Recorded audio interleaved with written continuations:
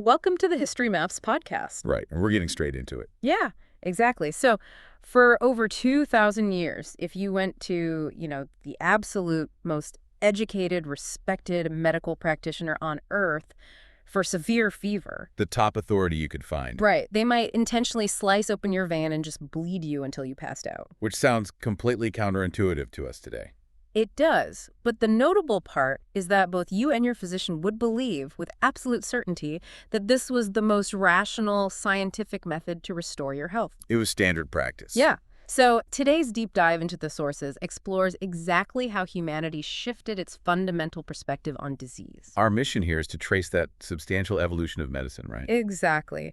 Beginning with the ancient civilizations of Mesopotamia and Egypt, and concluding at the dawn of modern public health in the 20th century. We're examining how we moved from viewing illness as this spiritual or demonic affliction to understanding it through anatomical observation. And eventually microscopic pathogen identification and a systemic societal lens. Right. And to understand this transition, we're looking closely at the written texts, the physical evidence, and the dominant paradigms. The theoretical frameworks, essentially. Yes, from the doctrine of the four humors to the establishment of germ theory, pulling exclusively from the historical sources provided. We're not just looking at what people believed. No, we're looking at the underlying logic and the mechanisms of, why they believed it. So we begin our timeline in the ancient world. And to establish the context, consider a specific scenario in ancient Egypt. Okay, let's look at that. You are a physician examining a patient who has just suffered a severe laceration. A deep cut. Right.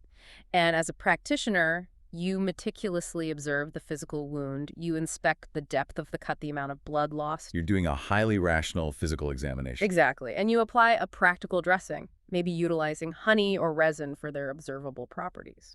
But, and this is the key part, side by side with that physical examination, you are also reciting specific, rigid spells. Incantations invoking deities. Right. You might call upon Horus using a magical stela or sippus. Which is a carved stone tablet inscribed with healing formulas, right? Exactly, to channel divine power.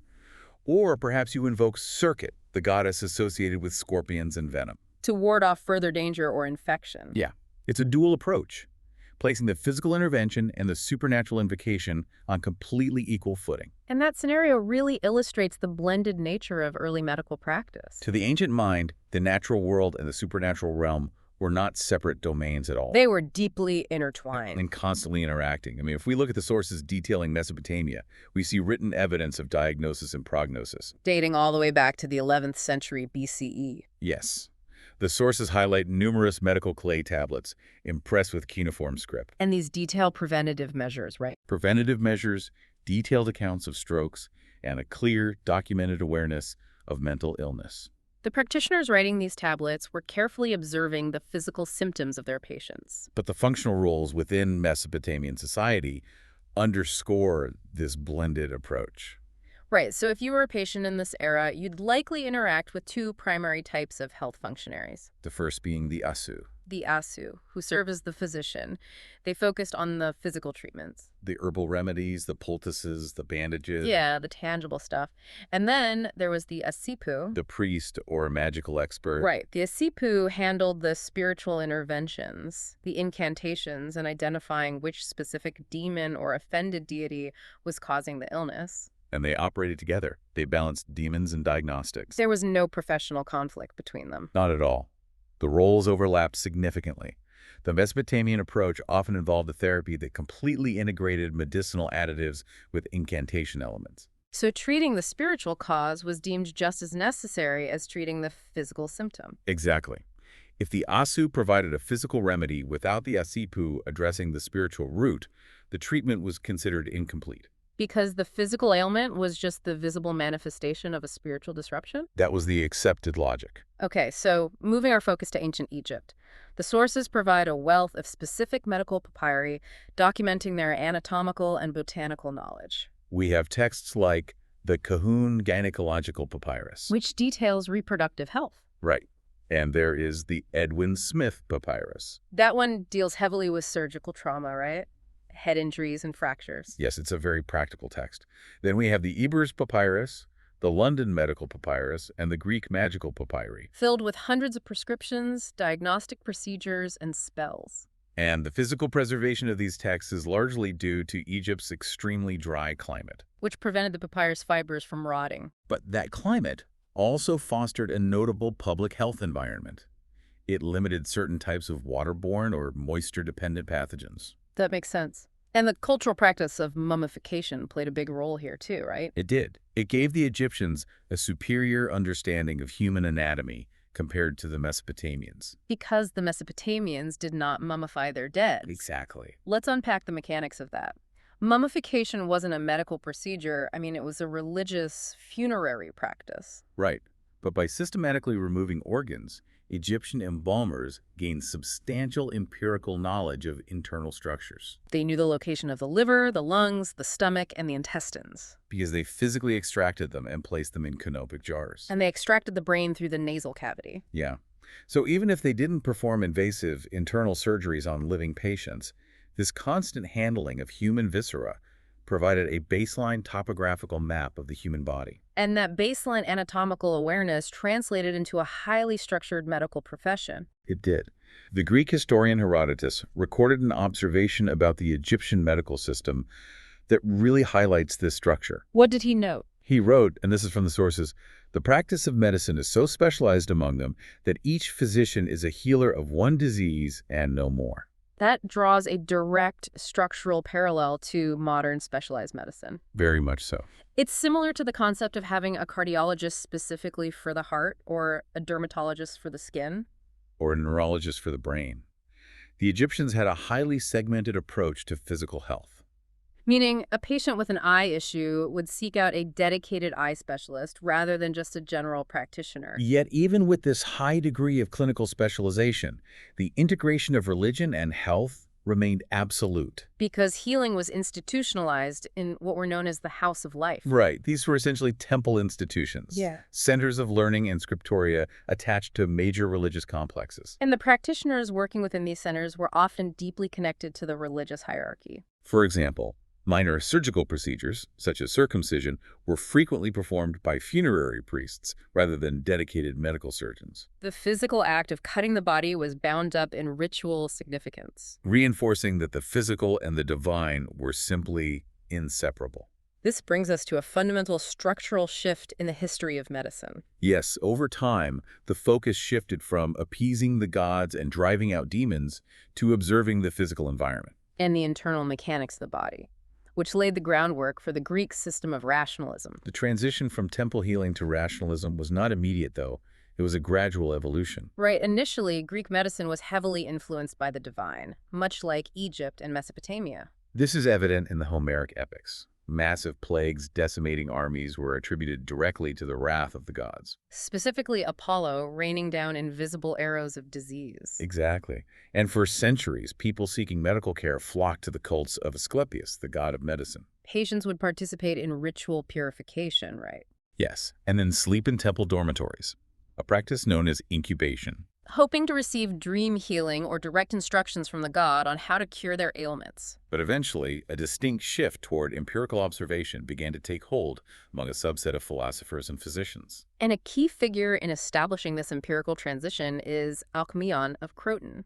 Active in the 6th and 5th centuries BCE. He engaged in early anatomical observation. He did, and he identified the brain, rather than the heart, as the central seat of human cognition and sensation. Which was a major shift. He also focused heavily on the concept of health being a state of equilibrium. A balance of opposing physical qualities within the body, such as hot and cold or wet and dry. And that specific concept of balance became the absolute cornerstone of Greek medical philosophy. It was further systemized and popularized by Hippocrates, who was born around 460 BCE. Hippocrates and his subsequent followers firmly rejected divine causation for illness, They proposed that diseases were not punishments inflicted by angry deities. but rather the result of natural, environmental, and physical factors. A prominent example of this philosophy is the Hippocratic treatise on the sacred disease. Right. At the time, epilepsy was widely considered a sacred or demonic affliction. Because the seizures appeared as though the person was being physically possessed or struck down by a god. But the author of this treatise argued forcefully that epilepsy was not a curse.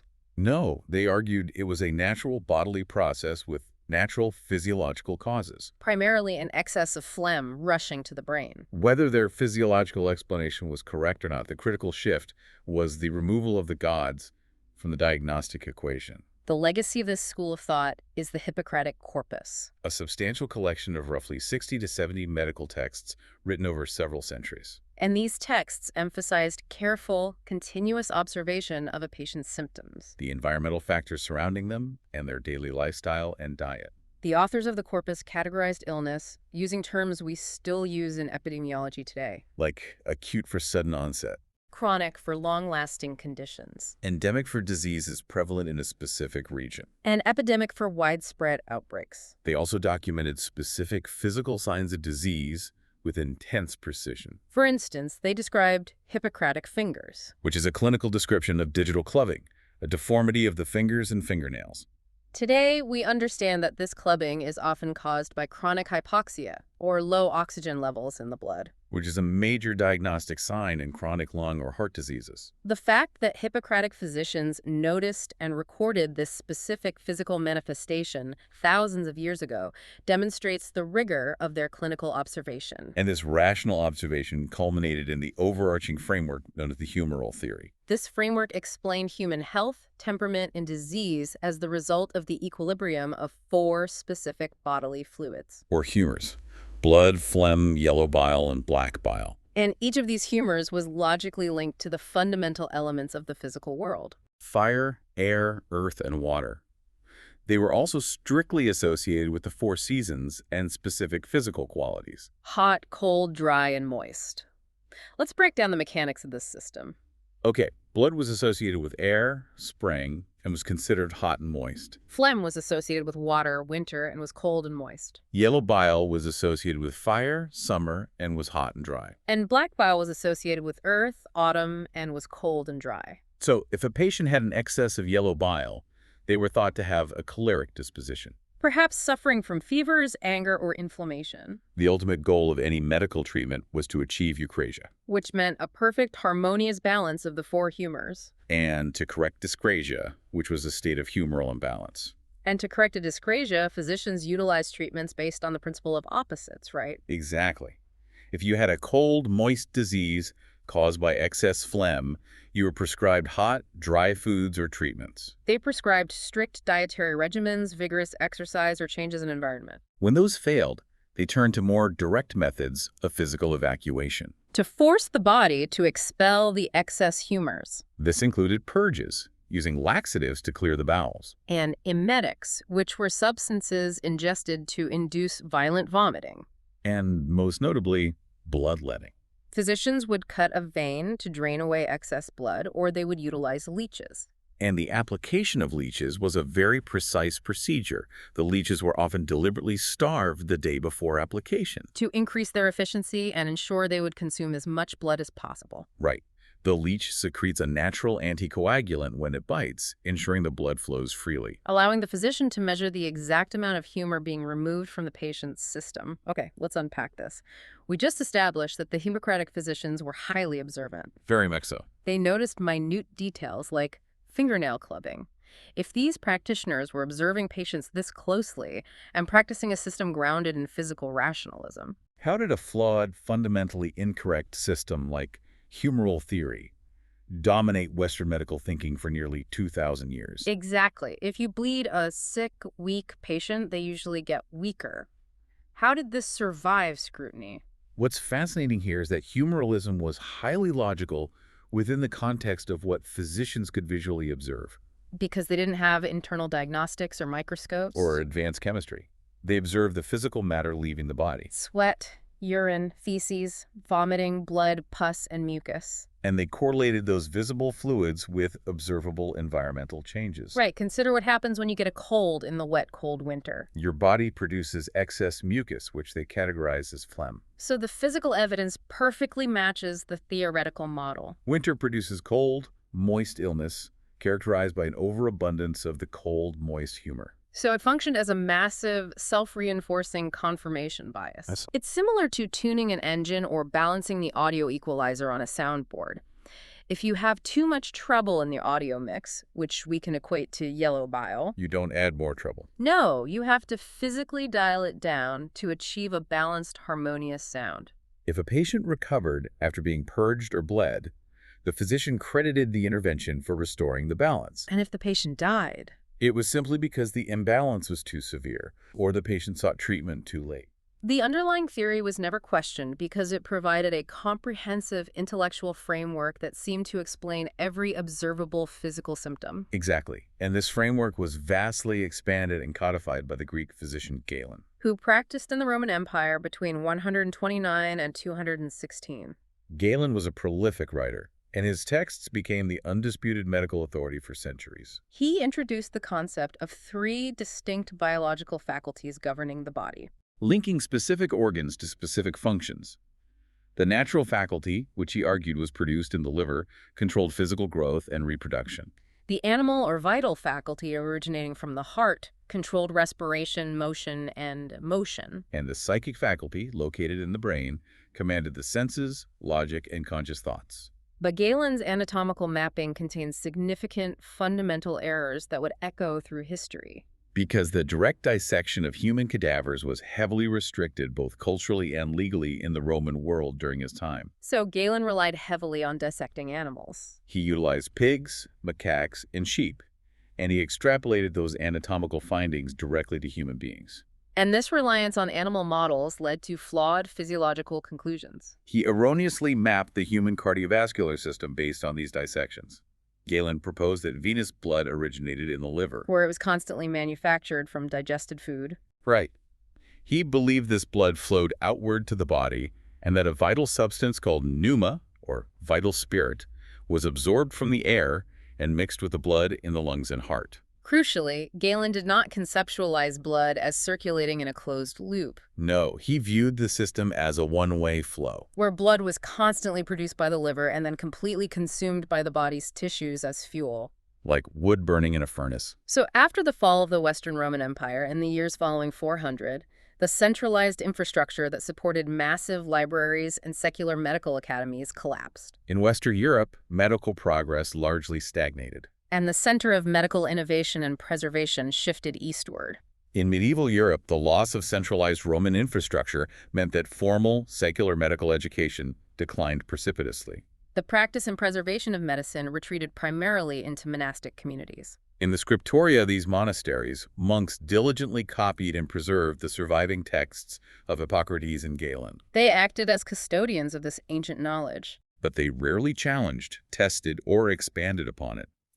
The texts of Galen were elevated to a status of near infallibility, And the environment in these monasteries was bound by strict theological constraints. which actively hindered anatomical advancement.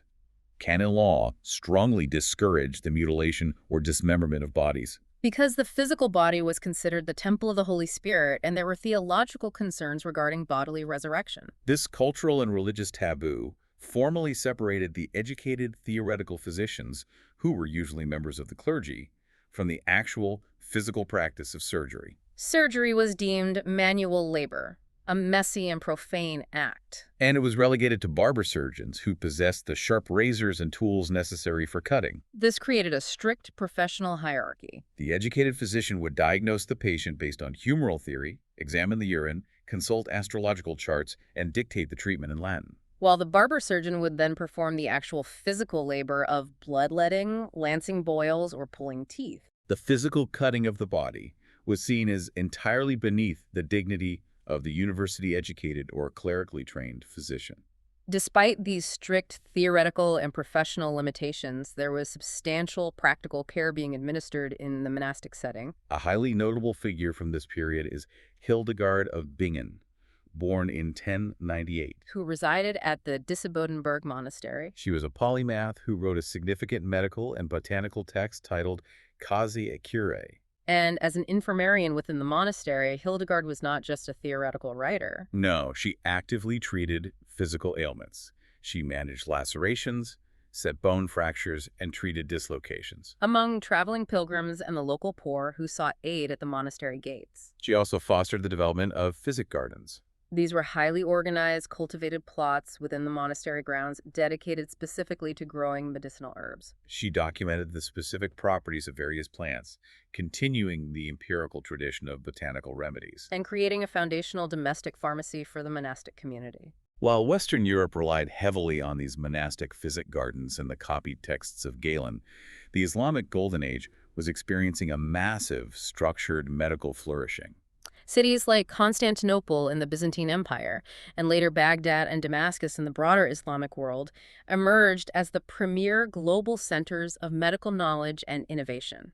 The Islamic scholars embarked on a massive, state-sponsored translation movement. Systematically gathering Greek, Persian, and Indian medical texts and translating them into Arabic. This intellectual environment produced towering figures like the Persian polymath Avicenna, Avicenna compiled the Canon of Medicine, a massive encyclopedia that synthesized Galenic and Hippocratic humoral theory with practical clinical observations and vast pharmacological knowledge. His text became the definitive medical reference not just in the Islamic world, but eventually in European universities for centuries. Frequently earning him the title of the father of early modern medicine. Furthermore, the Islamic world pioneered the structural foundation of the modern hospital system, known as the Bimaristan. The first recorded Islamic hospital was opened in Baghdad in 805, established by the Abbasid Caliph Harun al-Rashid.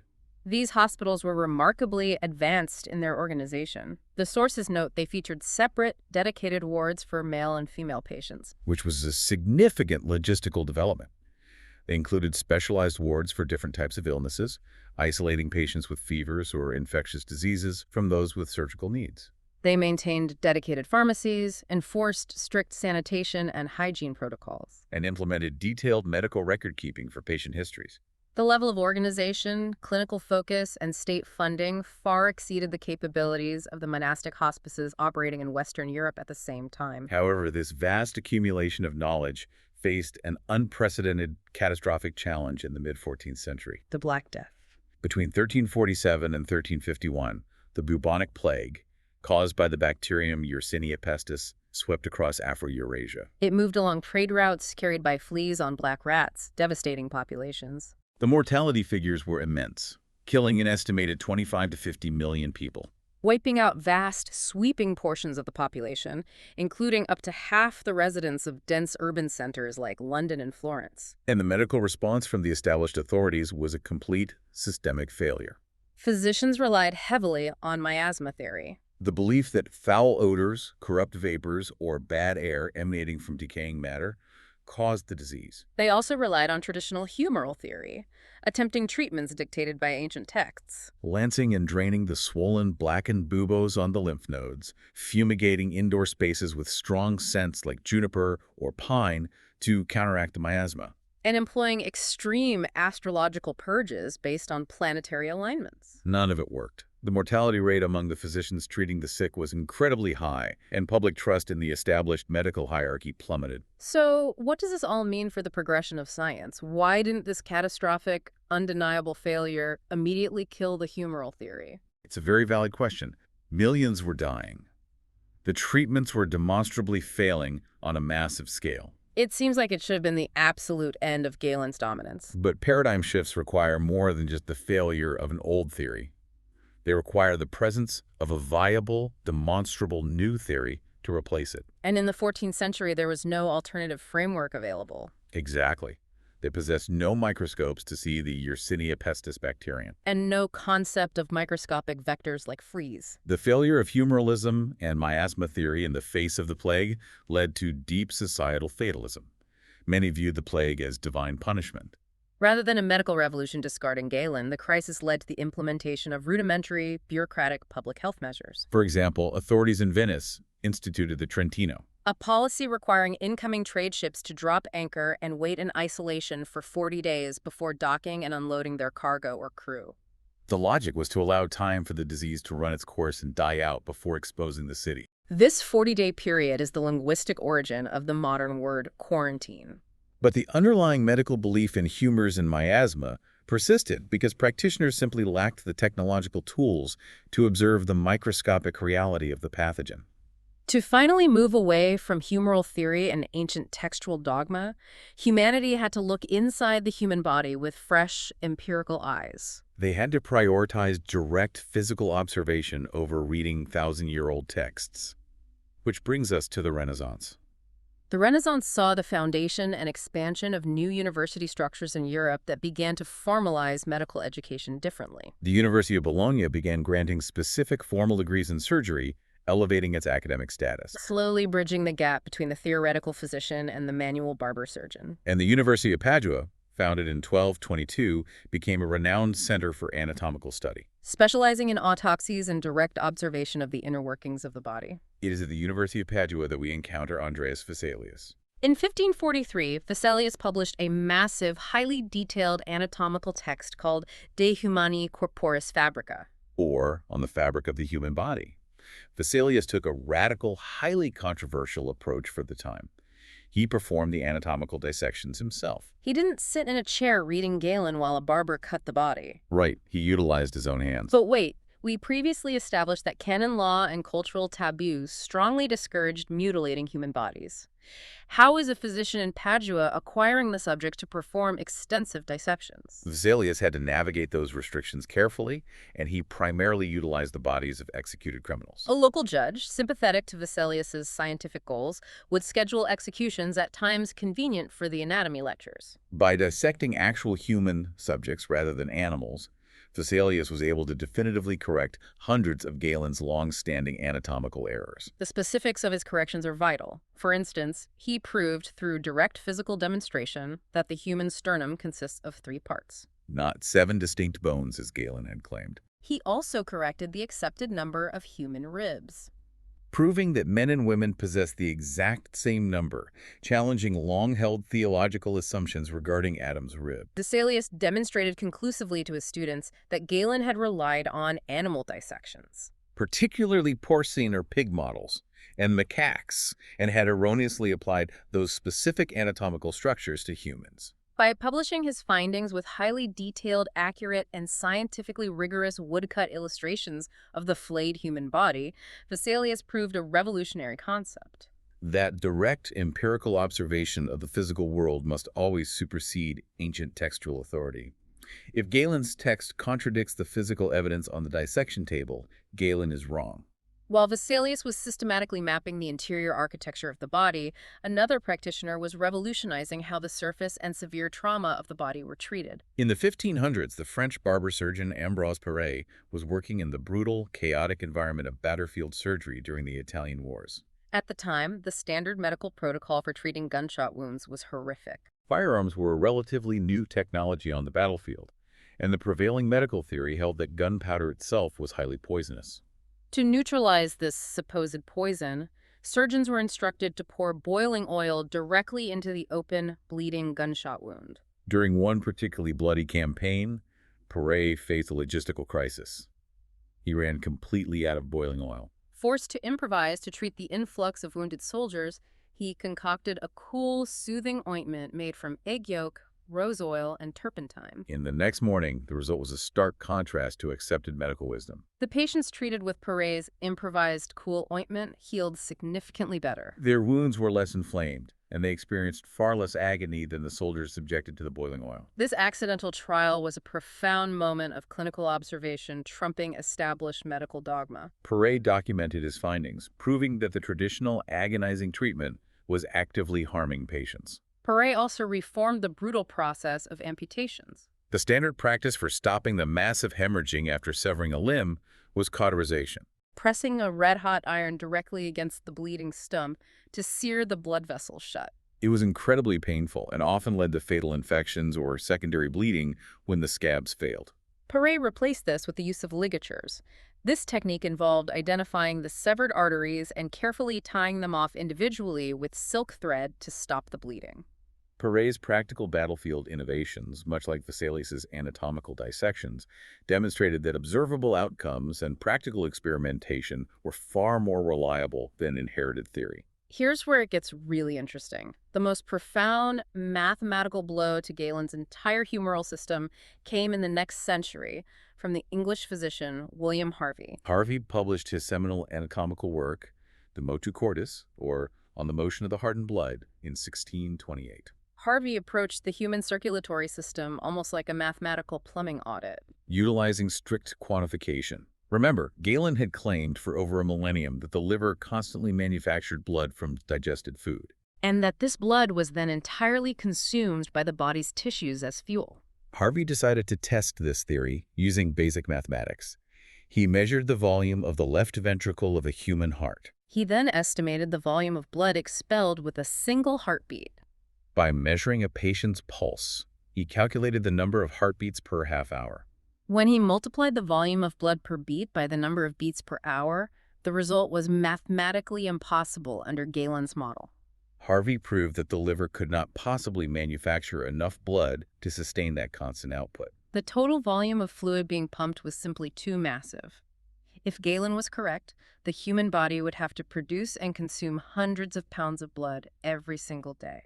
To resolve this mathematical impossibility and prove his own theory of circulation, Harvey conducted meticulous vivisections and physical ligature experiments on animals and less invasive experiments on human arms. By tying off veins in the arm, he demonstrated that the veins swelled on the side away from the heart, proving blood flowed toward the heart. He demonstrated the existence of one-way valves in the veins that prevented backflow. He proved conclusively that blood is not constantly consumed, but rather flows in a continuous one-way circulatory loop, constantly pumped by the mechanical action of the heart. Arteries carry the blood out to the body, and veins carry it back to the heart. This was a fundamental structural shift in medical philosophy. It changed the entire scientific understanding of the human body. The body was no longer viewed as a slow, consuming funnus governed by mysterious humors and spiritual balance. It was recognized as a dynamic, mechanical, and hydraulic system driven by a central pump. While the Renaissance anatomists successfully mapped the visible physical structures of the human body,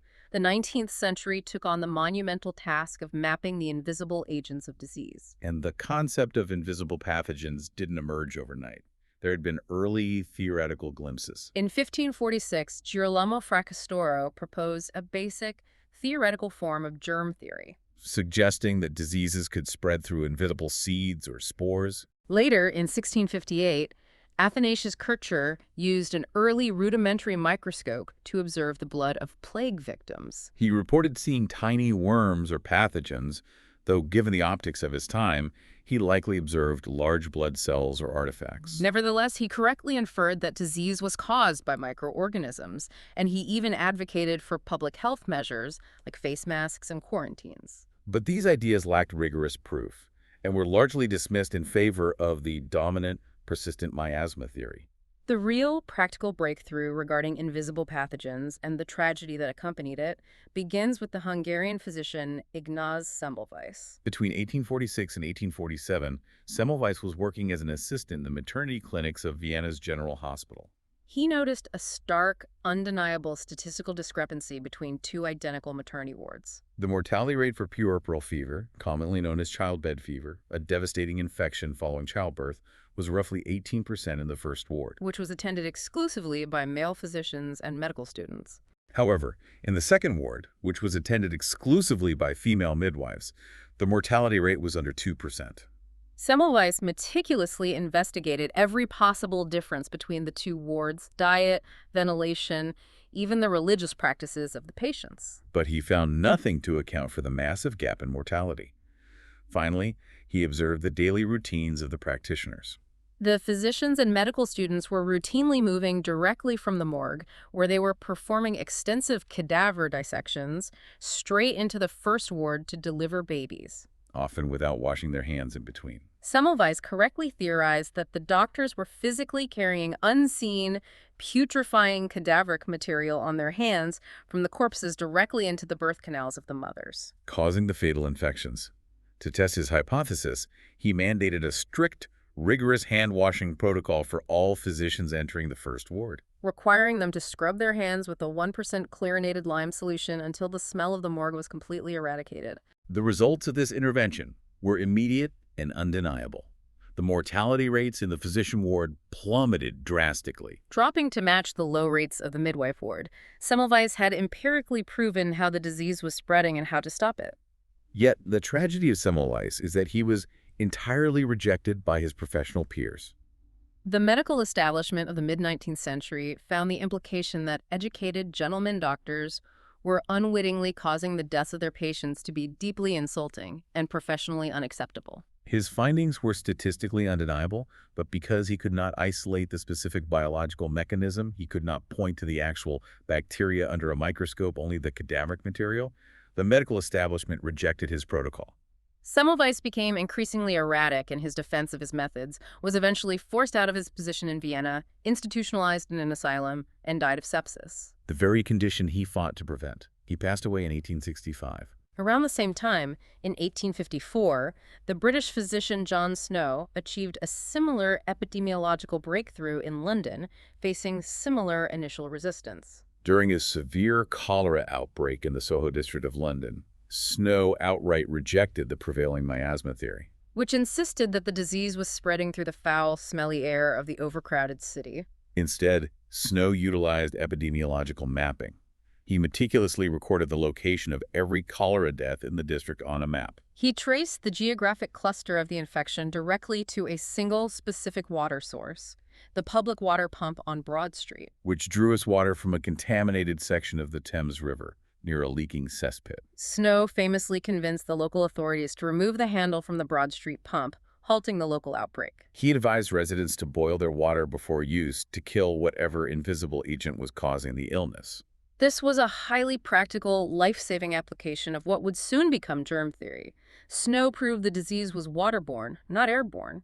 Yet Snow, much like Semmelweis, faced heavy skepticism from health boards and peers who could not conceptually accept that invisible microorganisms ingested through water caused illness. Rather than the obvious foul odors of the city, the definitive, undeniable proof required rigorous laboratory science. That proof was ultimately provided by two towering figures, the French chemist Louis Pasteur and the German physician Robert Koch. In the 1860s, Louis Pasteur conducted his swan neck flask experiments, fundamentally altering biology. He designed glass flasks with long, curved S-shaped necks.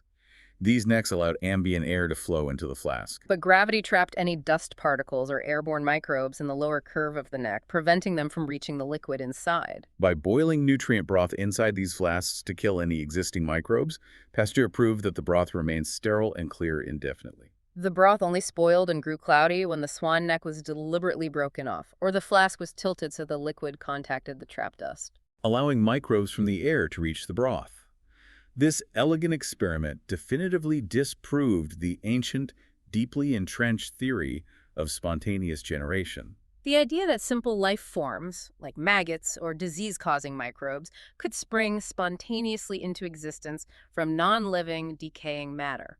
Pasteur proved that microbes must come from existing microbes. Pasteur went on to apply this knowledge practically. He developed the process of pasteurization, which involved heating liquids, initially wine and beer, later milk, to roughly 60 or 70 degrees Celsius. This temperature was hot enough to destroy the specific microbes causing the spoilage, but not so hot that it ruined the flavor of the product. More importantly for human medicine, Pasteur applied these microbiological principles to immunology. He developed early vaccines for anthrax and rabies by artificially weakening the pathogen in the laboratory. In 1885, he successfully tested the rabies vaccine on a young boy named Joseph Meister, saving his life after he was severely bitten by a rabid dog. While Pasteur demonstrated the biological mechanisms and the potential for immunization, Robert Koch rigorously systematized the entire discipline of bacteriology. Koch moved the field from observation to strict causation. He developed techniques to isolate specific bacteria from diseased tissues and, crucially, definitively linked those specific bacteria to specific diseases. In 1882, he discovered the Mycobacterium tuberculosis bacillus that causes tuberculosis. In 1883, he isolated the Vibrio cholerae bacterium responsible for cholera, providing the microscopic proof for John Snow's epidemiological map. Koch's most lasting contribution to the scientific method is the codification of Koch's postulates. This is a rigorous, logical four-step criteria designed to establish beyond any doubt a direct causal relationship between a specific microbe and a specific disease. The 4 steps are meticulous and necessary to rule out mere correlation. Step 1 states that the specific microorganism must be present in every single case of the disease and completely absent in healthy hosts. This establishes a consistent association. Step 2 requires that the microorganism must be isolated from the diseased host and grown in a pure culture on artificial media in the laboratory. This proves the microbe is a distinct entity capable of living outside the host. Step 3 is the crucial test of causation. That specifically cultured microorganism must cause the exact same disease with the exact same symptoms when it is artificially inoculated into a healthy, susceptible host animal. This proves the microbe is not just a harmless bystander present during an illness, but the actual active cause of the illness. And finally, step 4 demands that the microorganism must be successfully re-isolated from the newly inoculated, now diseased host. And identified as being perfectly identical to the original specific causative agent. By adhering strictly to these 4 postulates, Koch and his colleagues eliminated all scientific ambiguity. They proved that specific, invisible germs cause specific diseases. This undeniable proof established germ theory as the absolute foundation of modern medicine. It fundamentally shifted the focus of medical research. It led directly to the development of targeted vaccines, the later discovery of antibiotics. And They largely ignored or minimized the fact that crowded tenement living conditions, poor nutrition, lack of clean water, and raw sewage in the streets were the ideal, scientifically proven breeding grounds for these specific pathogens identified by Pasteur and Koch. that prejudiced attitude was utterly shattered by the devastating reality of the 1918 influenza pandemic, commonly referred to as the Spanish flu. It is worth noting historically that the virus did not originate in Spain. It was just heavily reported in the Spanish press because Spain maintained neutrality during World War I. They did not heavily censor their press to maintain wartime morale, unlike the warring nations who suppressed news of the outbreak. The symptoms of the second mutated wave of this pandemic in the fall of 1918 were terrifying. Patients experienced classic flu symptoms, fever, aches, chills, that rapidly escalated into severe pneumonia. Patients would undergo cyanosis, turning blue and eventually black, from a severe lack of oxygen as their lungs filled entirely with fluid and blood. The death toll was immense, estimated between 50 and 100 million people globally, making it one of the deadliest single events in recorded human history. The modern medical establishment, despite the advances of germ theory, was completely helpless against this specific threat. The concept of viruses, pathogens much smaller than bacteria, was still a novel, developing concept. They lacked electron microscopes to see them. Most practicing doctors incorrectly assumed the flu was caused by a bacterium, specifically Bacillus influenza. They possessed no antiviral medications to stop the initial infection, and crucially, they possessed no antibiotics to treat the secondary bacterial pneumonia that was actually killing the vast majority of the patients. Furthermore, there was a total lack of centralized, mandatory disease reporting. Local doctors weren't required to notify national authorities of localized outbreaks. Meaning governments completely failed to see the tidal wave of infection coming until it was already decimating entire cities and military camps. The sheer scale of the death toll, which heavily struck the wealthy elites, military personnel, and politicians just as severely as the urban poor, proved conclusively that infectious diseases did not discriminate based on class, wealth, or perceived moral fortitude. Okay, let's unpack this. A virus does not care about your social standing. Disease was finally recognized not as an individual moral failing, but as a severe, interconnected societal vulnerability. Exactly.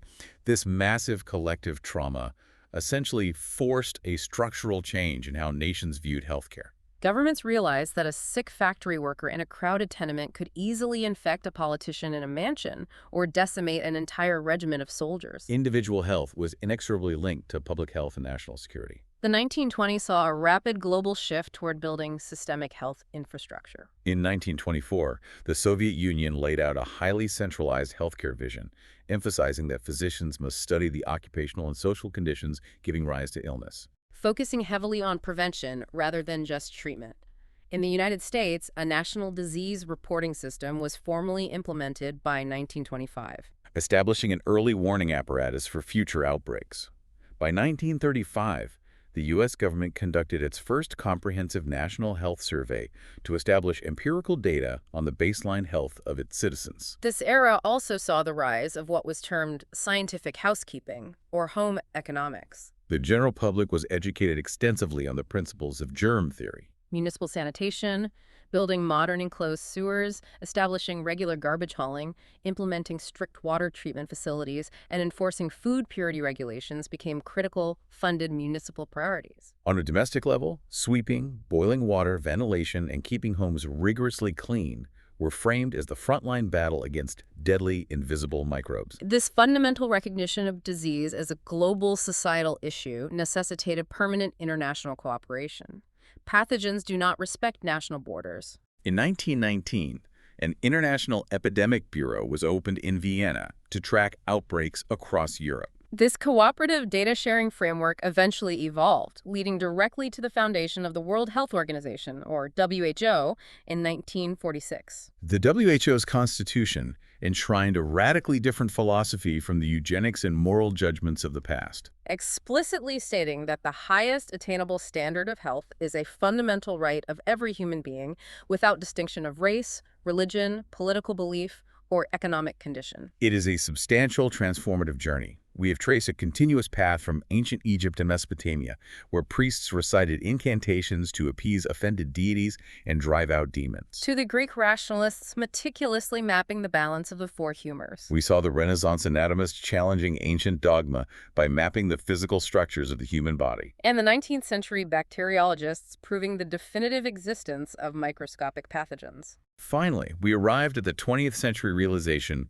that combating those pathogens requires vast, coordinated, global public health systems. This raises an instructive question to conclude our deep dive.